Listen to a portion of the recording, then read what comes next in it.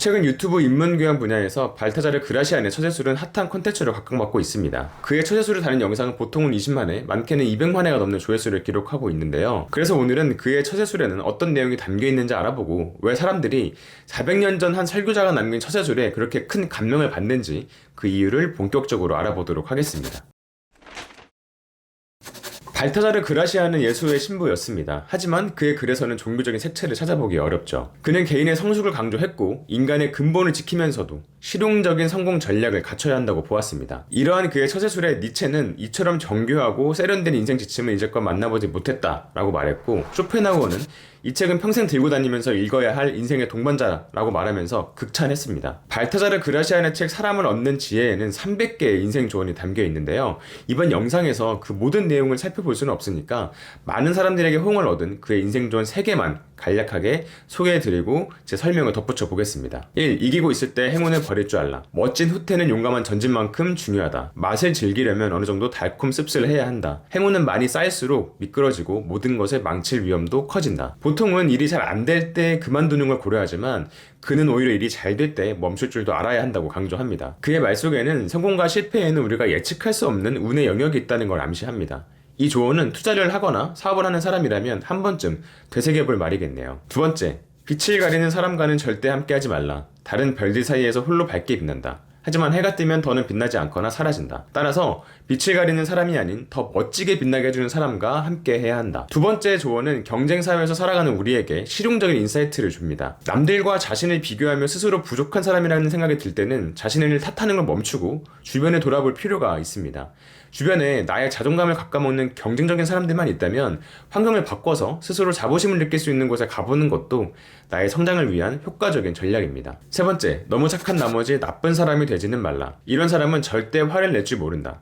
둔한 사람은 온전한 사람이라고 볼 수 없다. 그것은 늘 무감각이 아닌 무능력에서 비롯되기 때문이다. 적당한 때 감정을 드러내는 것은 자기 자신을 드러내는 행동이다. 발타자르 그라시아는 너무 착하다는 건 결국 무능력한 것이다 라고 일침을 가합니다. 평판을 위해서 화가 나는 상황에서도 평정심을 유지하는 건 성숙한 태도입니다. 하지만 착한 아이 증후군에 걸린 사람처럼 행동하면 좋은 평가는커녕 바보 같다는 말을 듣기 십상이죠. 우리는 만만한 사람이 되지 않기 위해서라도 필요한 상황에서 나의 감정을 확실히 표현할 줄 알아야 합니다. 예시로 보여드린 세 개의 처세술에서 보이듯이 그의 조언은 400년 전 쓴 글이라는 생각이 들지 않을 만큼 고리타분함과는 거리가 멉니다. 그의 글을 읽고 있으면 이 사람이 살았던 그 시대와 지금 내가 사는 이 시대에 어떤 공통점이 있는 게 아닐까 하는 생각이 절로 드는데요. 지금부터는 그가 이 처세술을 왜 쓰게 됐는지 그 배경을 살펴보면서 왜 그의 처세술이 지금 우리에게 실용적인 지혜를 주고 많은 사람에게 호응을 받는지 그 이유를 알아보도록 하겠습니다.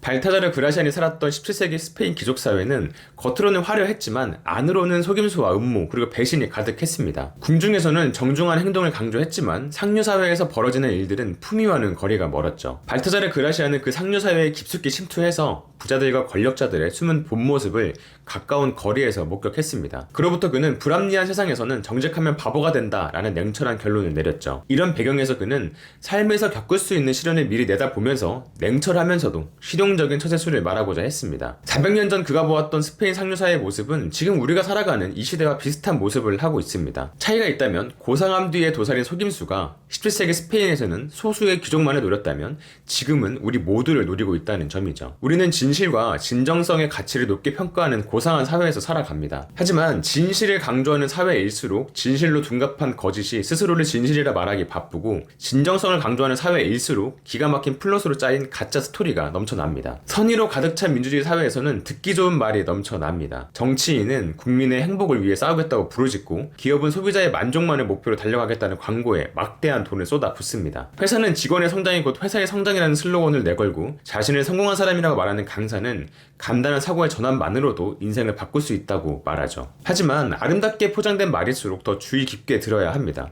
의심의 눈초리를 보면 그 말들 속에 속뜻이 보이기 시작합니다. 국민의 행복만을 열심히 부르시는 정치인일수록 자신의 입속을 챙기기 바쁜 사람일 수 있고, 소비자를 위한다는 광고에 막대한 광고비를 쏟아붓는 기업일수록 알맹이가 없는 기업일 수 있습니다. 또 직원의 성장을 강조하는 회사는 직원들의 삶을 갈아 넣어 회사의 이익을 창출하는 데 거리낌이 없고, 쉬운 성공을 이야기하는 사람일수록 달콤한 말로 사람들을 유인하는 사기꾼의 확률이 높죠. 지배욕을 서슴없이 드러내는 인간은 목숨을 건 결투로 상대를 굴복시키려고 하지만, 스스로를 선한 인간이라고 말하는 인간은 온갖 권모 술수를 이용해서 상대를 파멸로 이끕니다. 더 많은 거짓과 기만으로 유지되는 민주주의 사회의 어두운 뒷면을 뒤쳐낸 니체의 말처럼 평화를 지향하는 사회 속에서 인간의 본능적인 폭력성과 욕망은 더 은밀하고 교묘하게 분출됩니다. 우리는 긍정적인 생각을 갖고 사회를 바라보는 동시에 때로는 냉소적인 태도를 유지해야 합니다. 그래야만 무엇이 진실인지 무엇이 진실처럼 연출된 거짓인지 알 수 있고 아름답게 들리는 말들 속의 속뜻을 파악할 수 있습니다. 위선과 위약을 오가는 기우뚱한 균형을 잡을 수 있어야만 우리가 살아가는 이 사회의 본 모습을 알 수 있는 것이죠. 이런 맥락에서 상류사회의 감춰진 모습을 고발하는 과정에서 내놓은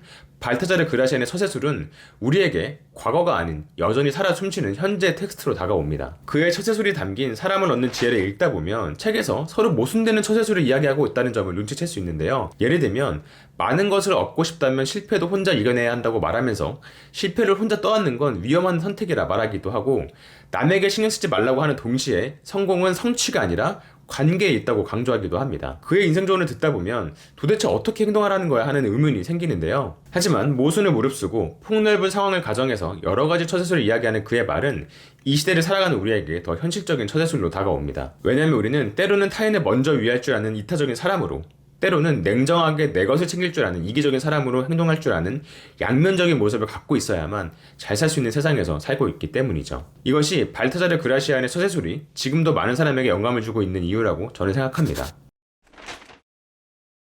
발타자르 그라시안의 처세술이 인기 많은 이유를 알아보았으니 이제 제가 생각하는 처세술의 쓸모에 대해 말씀드려 보겠습니다.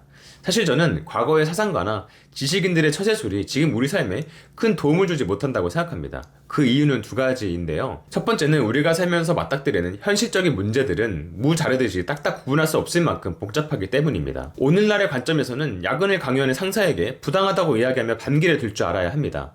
하지만 그 상사가 해당 프로젝트의 성과를 모두 나에게 몰아주고 있다면, 그래서 그 일을 성공적으로 이끌었을 시에 나의 커리어에 확실한 도움이 된다면 이야기가 달라지겠죠. 이때도 무작정 야근을 안 하겠다고 말하면서 나의 권리를 찾는 건 현명한 처세는 아닐 겁니다.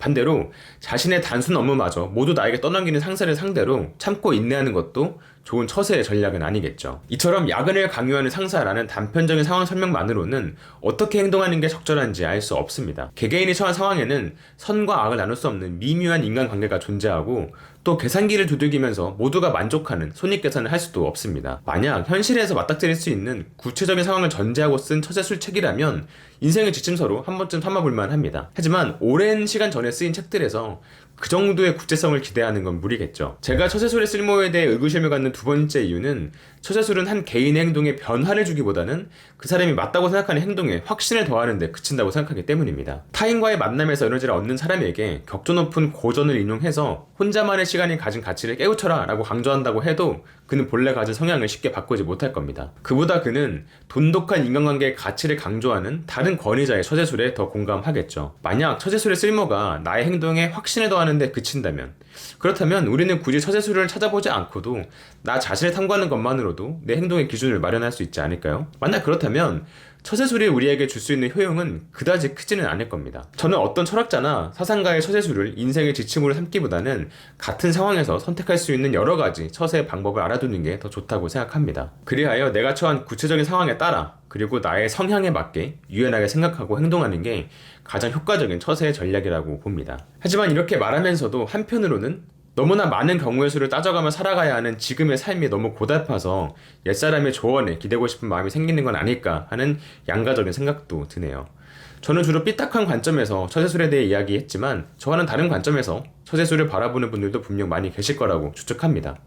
구독자분들도 처세술의 쓸모에 대해 함께 생각해 보셨으면 좋겠네요. 여기까지 최근 유튜브 인문교양 분야에서 핫한 컨텐츠로 떠오른 발타자르 그라시안의 인생 조언을 검토하면서 처세술에 관한 저의 생각까지 덧붙여 보았습니다. 그럼 이번 영상은 여기서 마치고 저는 다음 영상으로 돌아오겠습니다. 감사합니다.